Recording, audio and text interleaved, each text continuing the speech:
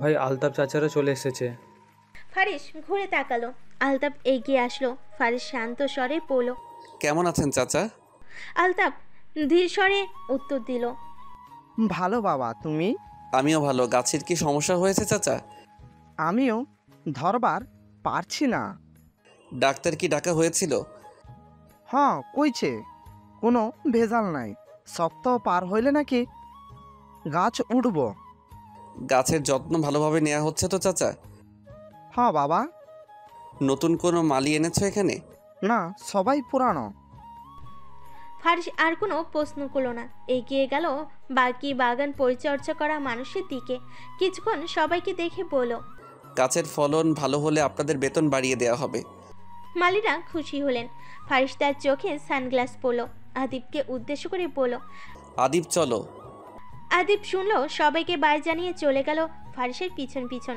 ফারিস যেতেই সবাই নিঃশ্বাস নিল। তারা ভেবেছিল ফারিস চেঁচামেচি করবে, কিন্তু করলো না ভেবে তাদের শান্তি লাগছে। বেলা প্রায় 11:30। বেঘুরে ঘুমাচ্ছে আজিতা।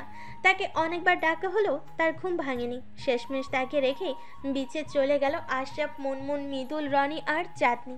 আজিতার ফোন বাজলো। ফোনের শব্দে আজিতার ঘুম ভাঙলো। ঘুমের মাঝেই সাজে ফোনটা হাতে নিল। কোনো মতে কানে কাছে ফোনটা রেখে মিনমিনিয়ে বলল, হ্যালো, কে? সঙ্গে সঙ্গে এক বিশ্রী ভাষায় গালি দিয়ে বলল মৃদুল। তুই এখনো ঘুমাচ্ছিস হারামি? আজিতার ঘুম উবে গেল।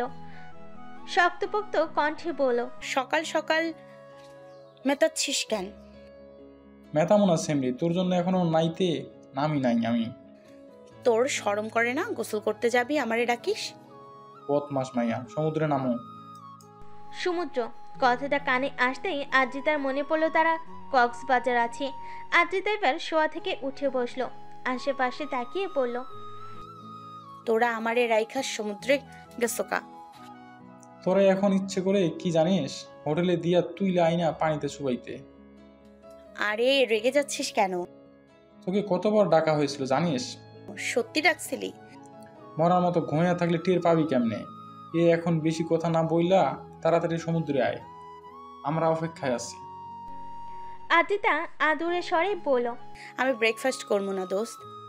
করা লাগবে। আজিতা মোবাইল কানে রেখেই মাথা নাড়ল। মৃদুল বলল, লাগলে ব্রেকফাস্ট করেই আয়। আচ্ছা তোরা চিল কর, আমি আধা ঘন্টার মধ্যে আসছি। আচ্ছা দ্রুত আসিস। তুই ওয়াশরুমে ঢোক, আমি তোর ব্রেকফাস্টের ব্যবস্থা করছি। মৃদু হেসে দ্রুত ছুটল ওয়াশরুমে। ঠিক আধা ঘন্টার মধ্যেই হালকা তৈরি হয়ে হোটেল থেকে দিয়ে যাওয়া খাবার খেয়ে বিচের উদ্দেশ্যে বের হয়ে নিল আজিতা। সিঁড়ি বেয়ে খুব দ্রুতই নামতে লাগলো। 3তলা বেয়ে নিচে নামতে তার সঙ্গে দেখা হলো ফারিসের। ফারিস তখন সিঁড়ি বেয়ে নিজ রুমে যাচ্ছিল। আজিতা ফারিসকে দেখেই থমকে গেল। বুকটা কেঁপে গেল হুট করে। আচমকা সামনে চলে আসায় পায়ের গতি কমাতে না পেরে হুমড়ি খেয়ে পড়লো ফারিসের উপর। মাথা ঠেকলো ফারিসের বুকে। ফারিস তাকে ধরলো। চোখাচোখি হলো দুজনের। আজিতার থমথমে মুখ। এই লোকটার সাথে সব সময় তার দুর্ঘটনা কেন ঘটে? আদিত তখন কেবলই সিঁড়ি বেয়ে উপরে উঠে বলল, ভা পুরো কথা বলার আগেই ফারিস আর আজিতাকে একসাথে দেখে সে চরমভাবে চমকালো। এই মেয়ে এখানে কি করছে? আদিব কোনো কথা না বলে নিচে নেমে আসলো। তার পায়ের ধ্বনি পেতেই আজিতা সরে গেল। বিচলিত কণ্ঠে বলল, আমি খুব দুঃখিত। ফারিসের রাগ হলো। ক্ষিপ্ত মেজাজে বলল, আপনি ডাক্তার নাকি ঝামেলা? যখন তখন সামনে এসে খালি ঝামেলা করছেন। আজিতার গায়ে লাগলো কথাটা। খানিকটা উচ্চ স্বরেই বলল, আমি ইচ্ছে করে কোনো কিছুই ঘটাই না, বুঝলেন? আপনি হুট করে চলে আসায় ঘাবড়ে গিয়েছিলাম মাত্র। ফারিস আজিতার চোখের দিকে তাকালো। শীতল স্বরে আওড়ালো, আপনার ঘাবড়ানো আমার জন্য কতটা অস্বস্তিকর ব্যাপার তা কি আপনি জানেন ডাক্তার ম্যাডাম? আজিতা চমকালো, ভরকালো, অবাক হলো খুব। অদ্ভুত কণ্ঠে বলল, মানে? ফারিস বিব্রত হলো। কি বলে ফেলো? আজকাল মুখের ওপর কন্ট্রোল হচ্ছে না ফারিসের। যখন তখন কিসব বলে ফেলছে, বিশেষ করে আজিতার সামনে। ফারিস থমথমে গলায় বলল, কিছু না, সামনে থেকে সরুন। আপনি তো খুব অদ্ভুত মশাই। আপনাকে সাধে আমি বখাটে বলি? শুনুন, এক শব্দ বারবার ভালো লাগে না, কতবার বলবো আমি বখাটে নই? আপনি কি তা তো দেখতেই পারছি। এত কথা না বলে সামনে থেকে শুনুন তো। আদ্রিতা সরে গেল। ফারিস এগিয়ে গেল, যাওয়ার আগে বলল, এতবার সামনে এসে আমায় বিব্রত করা বন্ধ করুন ডাক্তার ম্যাডাম। আপনাকে আমার ভালো লাগে না কেন বুঝছেন না? ফারিস কথাটা বলেই চলে গেল। আদ্রিতা থতমত খেয়ে দাঁড়িয়ে রইল, তাকিয়ে রইল ফারিসের যাওয়ার পানে। ছেলেটা এমন কেন? আদ্রিতার রাগ হচ্ছে, বারবার ছেলেটা তাকে ভালো লাগে না বলে অপমান করছে। আশ্চর্য, সে কি একবার বলেছে, ফারিস প্লিজ আমাকে আপনার ভালো লাগান, নয়তো আমি শান্তি পাচ্ছি না। আরেকবার এই ভালো লাগে না বলে ঠাটিয়ে একটা চর বসিয়ে দিবে আদ্রিতা। চট করেই তার খুব রাগ হচ্ছে। এত রাগ লাগার কথা না, তবুও রাগ লাগছে। আদ্রিতা হনন করে নিচে নেমে এলো। আদিপ তখন নিচতলার একটা চেয়ারে বসা। আদ্রিতাকে যেতে দেখে আদিপ উঠে দাঁড়ালো। চলো উপরে। সে হঠাৎ নিচে কেন নেমে এলো বুঝছে না। নামার তো কথা ছিল না। ভাবনাটা এমন ছিল, ভাইয়া ভাবি কথা বলছে, সেখানে না দাঁড়ানোই উত্তম। আদিপ আচমকাই নিজের ভাবনার কথা ভেবে হেসে উঠল। ভাইয়া ভাবি ভাবা যায় ফারিস ভাই বিয়ে করেছেন? আদৌ সম্ভব? নিজের রুমে পায়চারি করছে ফারিস। তার অস্বস্তি হচ্ছে, অস্থির লাগছে, কেমন অদ্ভুত অনুভূতি হচ্ছে বুকে। আদ্রিতা মেয়েটা সামনে এলে এই অনুভূতি হয় ফারিসের, যেটা তার মোটেও ভালো লাগে না। তাই বারবার বলে, আমার সামনে আর আসবে না, আপনাকে আমার ভালো লাগে না। ফারিস বুকে হাত দিল, কেমন করে একটু বলল, আপনি আমার সামনে এলে আমার বড্ড অস্বস্তি হয় ডাক্তার ম্যাডাম। আপনাকে আমার ভালো লাগে না, মোটেও ভালো লাগে না। তাহলে কেন বারবার উত্ত্যক্ত করছেন আমায়? নিকোষ কালো অন্ধকারে ঘেরা চারপাশ, শাসা করে শব্দ করে ছুটছে সমুদ্রের ঢেউ। ঘড়িতে প্রায় রাত 1টা ছাড়িয়ে। ফারিস দাঁড়িয়ে সমুদ্র থেকে একটুখানি দূরে। সমুদ্রের ঢেউরা তাকে ছুঁতে চাইছে বারংবার, কিন্তু পারছে না। তারা আসতেই ফারিস সরে যাচ্ছে, যার জন্য তারা প্রতিবার তাকে ছুঁতে ব্যর্থ হচ্ছে। ফারিস একটু সরে এক স্থানে স্থিরভাবে দাঁড়ালো, চোখ দুটো নিল বুজিয়ে। সে অনুভব করলো প্রকৃতি তার ঠান্ডা বাতাস দিয়ে তাকে বারবার ছুঁইছে, সর্বাঙ্গ করছে শীতল।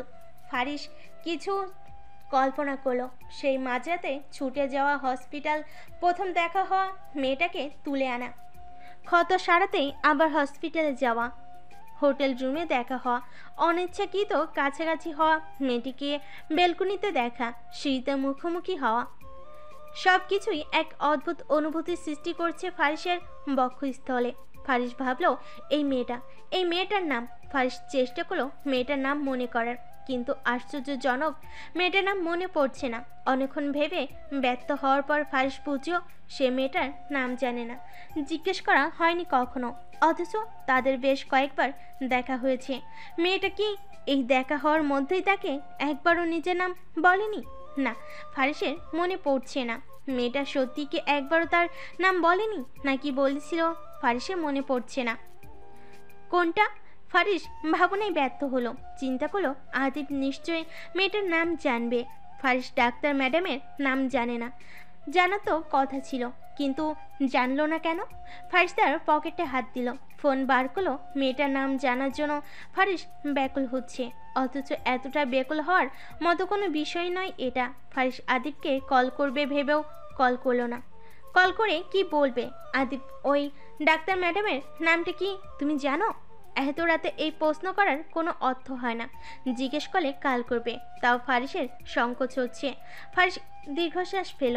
ইদানিং তার হাব ভাব বদলাচ্ছে, মিনিটে মিনিটে ওই মেয়েটার কথা মনে পড়ছে। বিশেষ করে কালকের ওই বেলকনিতে দাঁড়িয়ে মেয়েটাকে দেখার পর থেকে। খোলা চুলে মেয়েটাকে দারুণ দেখাচ্ছিল। ফারিস অস্থির হয়ে তার চোখ খুলো, তাকে ব্যাকুল দেখাচ্ছে। অস্থিরতায় চারপাশ থমকাচ্ছে। ফারিস টের পেল সমুদ্রের ঢেউ তার বেশ নিকটে এসেই পা না সরালে তাকে ছুঁয়ে যাবে এক নিমিষে। ফারিস তার পা সরাতে নিল। এরই মাঝে এক মেয়েলি কণ্ঠে বলে উঠল এক রমণী, এত রাতে সমুদ্র বিলাস করছেন বুঝি? ফারিস চমকালো, পা আটকে পড়ল ওখানে। অতঃপর বহু প্রচেষ্টার পর সমুদ্র তাকে ছুঁয়ে দিল। ফারিস চোখ বন্ধ করলো।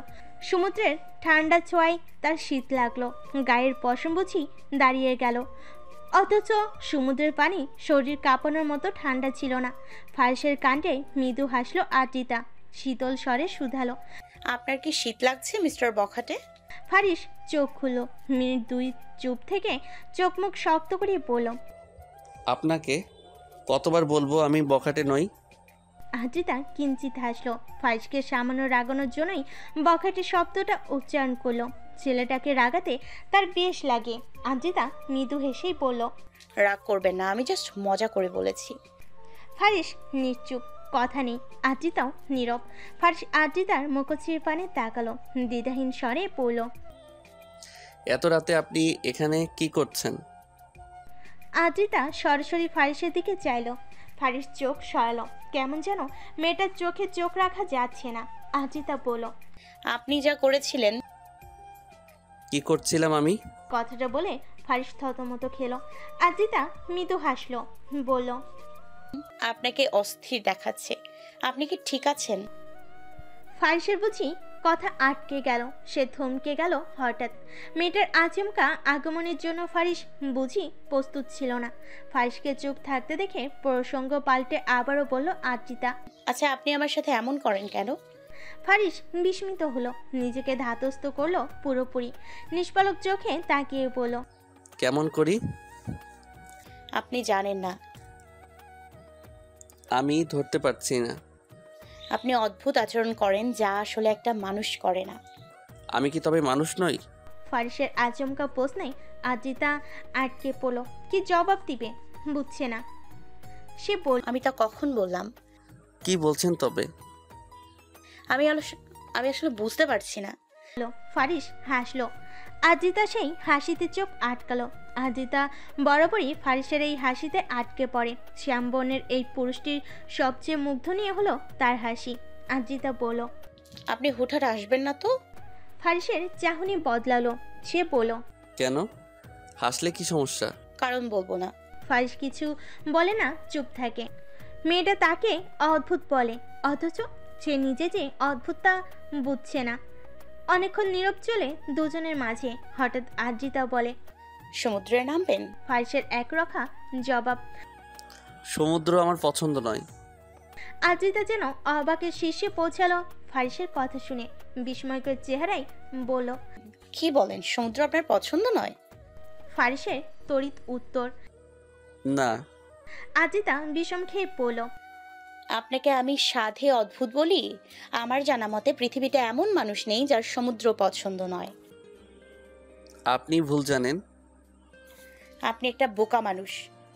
যা মনে করেন। আদ্রিতা কোনো কথা না বাড়িয়ে সমুদ্রের দিকে এগিয়ে যায়। ফারিস আওয়াজ করে। এত রাতে সমুদ্রের দিকে এগিয়ে যাওয়া ঠিক হবে না। ফিরে আসুন। সমুদ্রের স্রোত প্রবল, আপনাকে ভাসিয়ে নিতে পারে। আদ্রিতা ঘুরে তাকালো, মৃদু স্বরে বলল। সমুদ্র আমার দারুণ লাগে, আর দারুণ জিনিসে মরণ হলে আরও দারুণ বিষয়। আপনি বুঝবেন না। ফারিস কিছু বলতে পারে না। আদ্রিতা একটু একটু করে এগোচ্ছে সমুদ্রের ভিড়ে। আদ্রিতা ঝিনুক কুড়াবে। যে শুনেছিল মাঝরাতের প্রবল সমুদ্রের স্রোতে নাকি বিশাল ঝিনুক শামুক পাওয়া যায়, যদিও কথাটা কতটুকু সত্য জানা নেই তার। তবে এই মাঝরাতে ঝিনুক কুড়ানোর অন্যরকম মজা আছে। এছাড়া মাঝরাতের সমুদ্র বিলাসেরও দারুণ টেস্ট। অথচ বদ্ধ উন্মাদ ছেলেটি বলে কিনা তার নাকি সমুদ্র পছন্দ নয়। আদ্রিতার কেন যেন মনে হলো এই কথাটা পৃথিবীর সবচেয়ে বিচ্ছিরি মিথ্যা কথা। আদ্রিতা তার ফোনের লাইট অন করলো। ভেবেছিল মৃদুল ওদের নিয়ে আসবে। পরে ভাবলো এত রাতে ডাকা ঠিক হবে না। মুনমুনকে আসার জন্য বলেছিল, কিন্তু ঘুমে বুধ থাকায় আর আসলো না। আদ্রিতা বড় কোনো ঝিনুক শামুক খুঁজছে।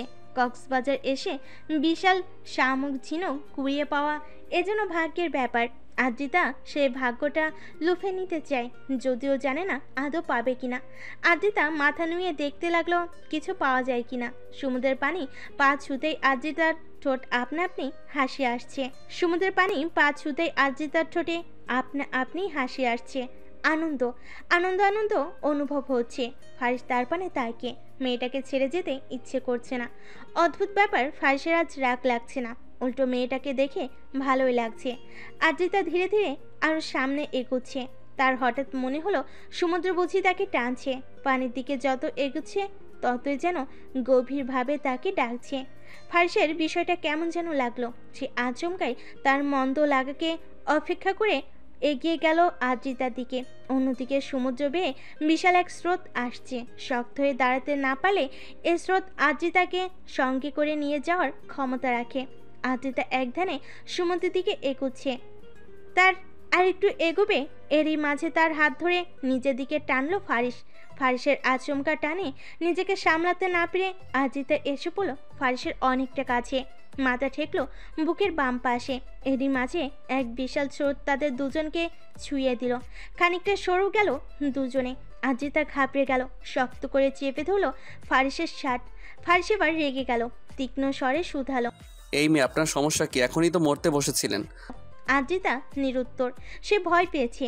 ফারিস আদ্রিতাকে টেনে কিনারে নিয়ে এলো, ঝাঁঝালো গলায় বলল, বড় বড় কথা সবাই বলতে পারে, বাস্তবে ঘটে গেলে তখনই ঘাবড়ানো ভাব দেখা যায়। আদ্রিতা নিজেকে সামলালো। মিনিট দুই চুপ থেকে আমতামতা করে বলল, আমি ঘাবড়াইনি, সে তো আপনি আচমকা টান দেয়ায় সামান্য ভয় পেয়েছিলাম। ফারিসের ইচ্ছে করলো ঠাটিয়ে একটা থাপ্পড় মারতে, কিন্তু মারল না। সে আদ্রিতার থেকে সরে আসলো, হোটেলে ফেরার প্রস্তুতি নিল। ফারিস কিছু বলার জন্য মুখ খুলবে তার আগেই আদ্রিতা বলল, একদম ভালো লাগে না বলতে মুখ খুলবেন না। আমাকে আপনার ভালো লাগাতে হবে না। এমনিতেও শীঘ্রই বিয়ে করছি, মানছি, আগে কথা বলতে এসেছি। এর মানে এই নয় আপনায় আকৃষ্ট করাতে চাচ্ছি। এই ধরনের মেয়ে আমি নই। ফারিস কিছু বলল না। তার অস্থির চোখ, অন্তরের আকুলতা। সে অনুভব করলো তার বুকে বুঝি চিনচিনে ব্যথা হচ্ছে মেয়েটার বিয়ের কথা শুনে। হবে হয়তো। ফারিস বুকে হাত দিল। তা দেখে আদ্রিতার অস্থির লাগলো। সে দ্রুত এগিয়ে এলো, উৎকণ্ঠা নিয়ে বলল, কি হলো আপনার? ফারিস কেমন করে যেন একটু করে চাইলো আদ্রিতার দিকে। আদ্রিতার অস্থিরতায় ঘেরা আঁখি চুকল দেখালো। আদ্রিতা আবার প্রশ্ন করলো, কি হলো, কথা বলছে না কেন? ফারিস শীতল স্বরে শুধালো, ধরতে পারছি না, তবে আমি বুঝছি আমার ভিতরটা জ্বলছে ডাক্তার ম্যাডাম। সমুদ্রের প্রবল স্রোতে উপচে পড়া ঢেউ ঝনঝন করে শব্দ হচ্ছে ঘন ঘন।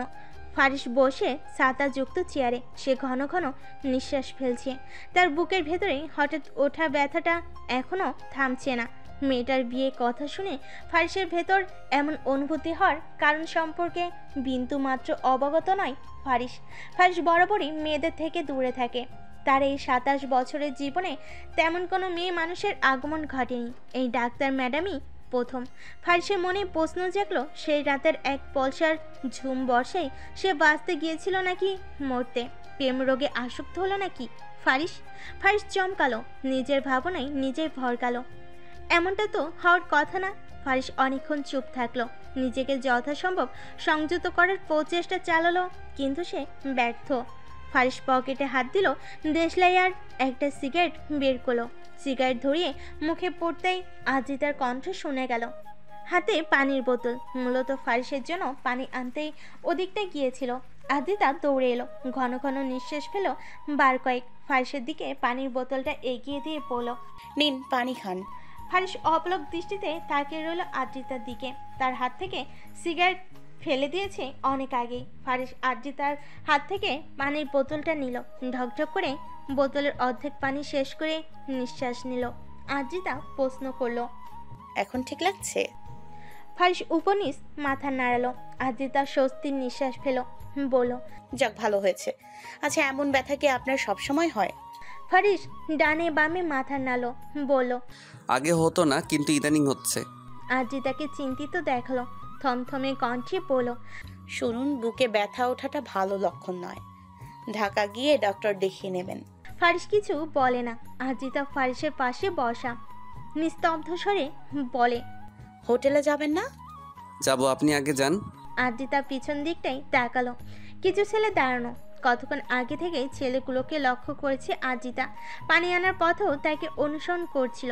আদ্রিতা খানিকটা ঘাবড়ানোর স্বরে বলল, একই জায়গাতেই তো যাব, চলুন না একসাথে যাই। ফারিস চেয়ে রয় মেয়েটার দিকে।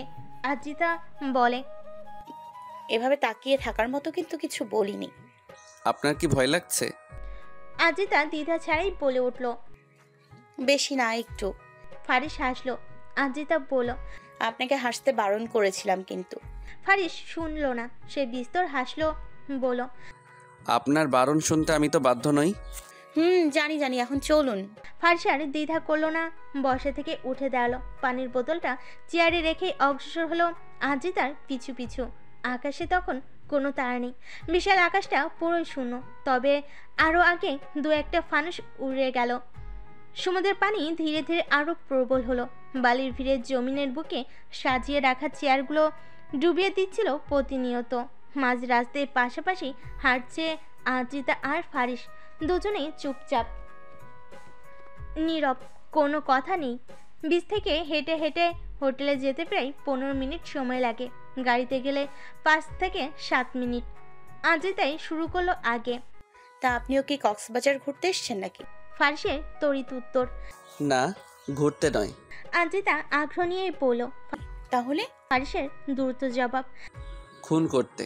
আজিতা থতমত খেলো উত্তর শুনে, পর মুহূর্তেই উচ্চ শব্দে হেসে উঠল। ফারিস সেই হাসি দেখলো অনেকক্ষণ, বলল, এখানে হাসার কি ছিল? ছিল না বুঝি? বোকা পেয়েছেন আমাকে? হবে হয়তো। আজিতা দমে গেল। ছেলেটা তাকে কি সুন্দর শান্তভাবে গালি দিল।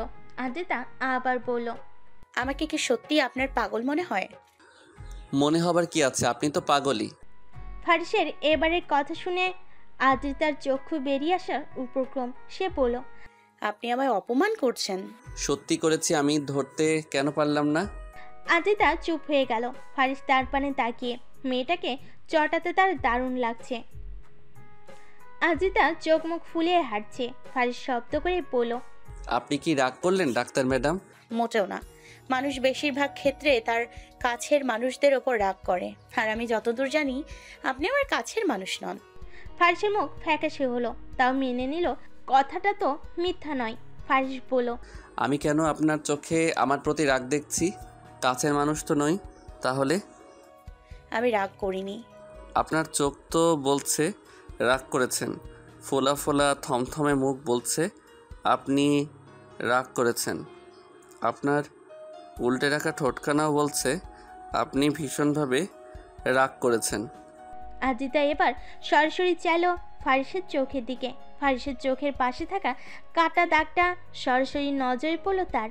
আজিতা প্রশ্ন করলো, আপনার কপালের দাগটা কিসের? কিন্তু একটা হবে হয়তো জানা নেই।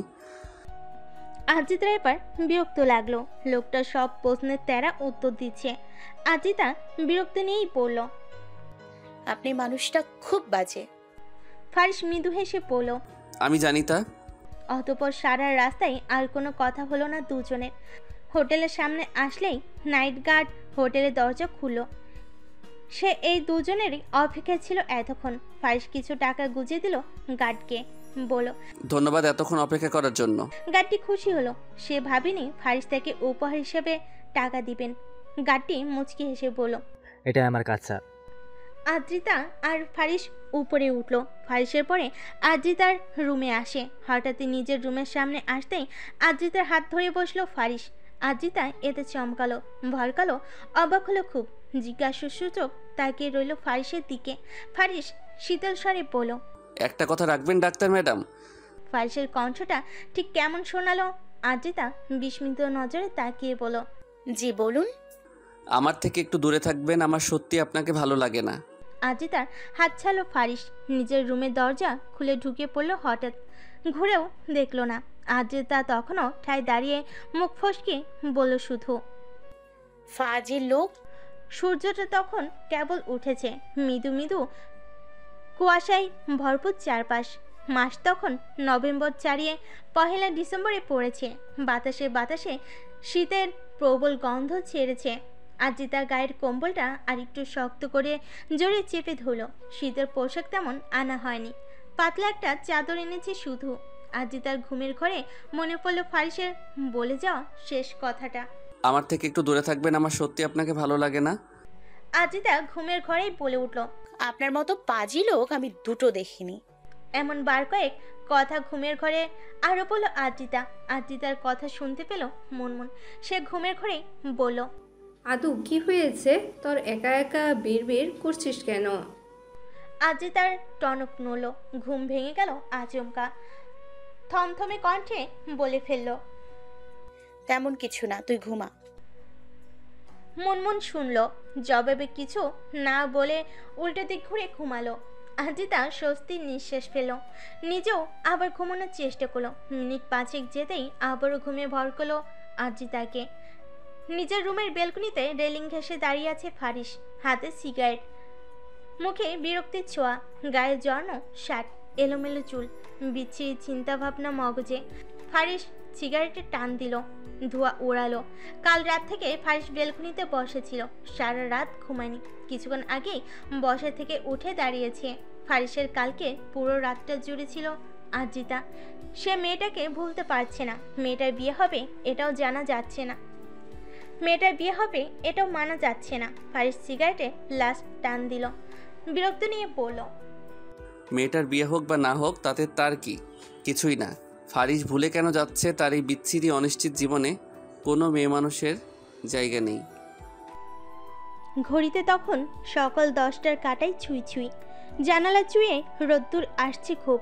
আজিতা আয়নার সামনে দাঁড়িয়ে নিজেকে তৈরি করছিল। একটা সাদা রঙের সালোয়ার কামিজ পরেছে, চুলগুলো বেনুনি করা, হালকা সাজার লাস্টে ঠোঁটে গোলাপি রঙের লিপস্টিক লাগালো। দরজায় টোকা পড়লো তখনই। আজিতাও ওয়াশরুমে থাকা মুনমুনকে আউজ করে বলল, মৃদুল, ওরা বোধহয় চলে এসছে। মুন, দ্রুত বের হ। মুনমুনের কথাই আর উপেক্ষা করলো না আজিতা। সে দ্রুত এগিয়ে গিয়ে দরজা খুলো। আশরাফ, মৃদুল, রনি আর চাঁদনি এসেছে একসাথে। আজিতা মিষ্টি হেসে বলল, ভেতরে আয় তোরা, মুন এখনো তৈরি হয়নি। মৃদুল বিরক্ত হলো, চোখ মুখ কুঁচকে খাটে বসতে বসতে বলল, এই মায়াটা সব জায়গায় দেরি করে। আশরাফ বলল, প্যারা নাই, 11টায় বের হলেও চলবে। রনি নিঃশ্বাস ফেলে বলল, আজকের প্ল্যানটা কি?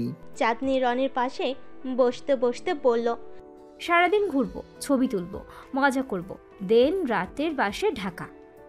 বাছের কথা শুনতেই আজিতা মনে পড়ল কিছু। সে বলল, আমার কিন্তু আজ যাওয়া হবে না। চোখ বড় বড় করে সবাই চাইলো আজিতার দিকে। রনি বলল, কেন? কাল আমার একটা সার্জারির কাজ আছে, এখানেই একটা হসপিটাল। তোরা আজ চলে যা, আমি কাল রাতেই ফিরে যাব ইনশাল্লাহ। না। সবাই বিস্মিত হয়ে গেল আজিতার কথা শুনে। চাঁদনি শান্ত স্বরে বলল, তাহলে তুই আমাদের সাথে ফিরছিস না? আজিতার মাথা নাড়িয়ে জবাব দিল। আশরাফ চিন্তিত স্বরে বলল, একা যাওয়ার দরকার নেই, আমরাও না হয় থেকে যাব। আজিতা আশ্বাস দিয়ে বলল, আরে সমস্যা নেই, আমি একা যেতে পারবো। আর তেমন সমস্যা হলে আমি আমার ড্রাইভার আঙ্কেলকে আসতে বলবো। এমনিতে এতজন একসাথে হসপিটাল বন্ধ দিয়েছি, আরও একদিন দরকার নেই। আমি কাজ সেরেই চলে আসবো, তোরা প্যারা নিস না। মৃদুলের কল আসলো হসপিটাল থেকে। মৃদুল 1 মিনিট বলে বাহিরে বের হলো। মুনমুন তখন কেবল নিউ ড্রেস পরে বাহিরে বের হলো। চুল তার ভেজা, বোঝা যাচ্ছে শাওনি এসেছে। সবার মুড অফ দেখে মুনমুন তার মাথার চুল ঝাড়তে ঝাড়তে বলল, কি ব্যাপার, তোরা সব চুপচাপ কেন?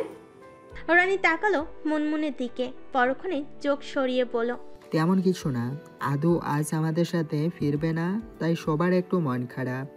মুনমুন অবাক হলো না এতে, কারণ আদ্রিতা তাকে কাল রাতে ঘুমানোর আগে এ বিষয়ে বলেছিল। মুনমুন বেশ আয়েশি ভঙ্গিতে বলল, এতে মন খারাপ করার কি আছে? আমরা আজ রাতে যাব ও কাল বাদে পরশু তো চলেই আসবে, প্যারা নিস না, চিল। আর আদুর ড্রাইভার আঙ্কেল আছে না, ওনার ফোন দিয়ে ডেকে নিবে, ব্যাস হয়েই গেল। তাও কেউ তেমন কিছু বলল না। আশরাফ টপিক পাল্টে পড়ল, বুঝেছি, এবার তুই দ্রুত তোর মেকআপ সার, আমরা বের হব। তোরা নাস্তা করেছিস?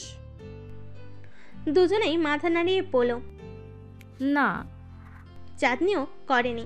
অতঃপর সকালে নাস্তা রুমে করার সিদ্ধান্ত নিল সবাই। আশরাফ বের হলো সবার জন্য নাস্তা আনতে, চাঁদনিও গেল ওর সাথে। মৃদুল ঢুকলো তখন। মুনমুনকে রেডি হতে দেখে বলল, তাড়াতাড়ি কর মাইয়া। করছি। মৃদুল বসলো রনির বসার সামনের বেডে। রনি মৃদুলের চেহারা দেখে জিজ্ঞেস করলো, কি হয়েছে? মৃদুল নিঃশ্বাস নিয়ে বলল, আমাদের তাড়াতাড়ি যাওয়ার জন্য বলছে। ও, এই ডাক্তারি জীবন আর ভালো লাগে না। মেডিকেলের সেই ক্লাস করা দিনগুলোই ভালো ছিল। কি সুন্দর সারাদিন আড্ডা, ক্যাফেতে হই হুল্লোড়। দূর, এখন খালি কাজ আর কাজ, তাও মরা মানুষের পরীক্ষা নিরীক্ষা করা। দোস্ত, বিয়া করবো। সবই ঠিক ছিল। মৃদুলের শেষ কথা শুনে সবাই হেসে ফেল। আদ্রিতা বলল,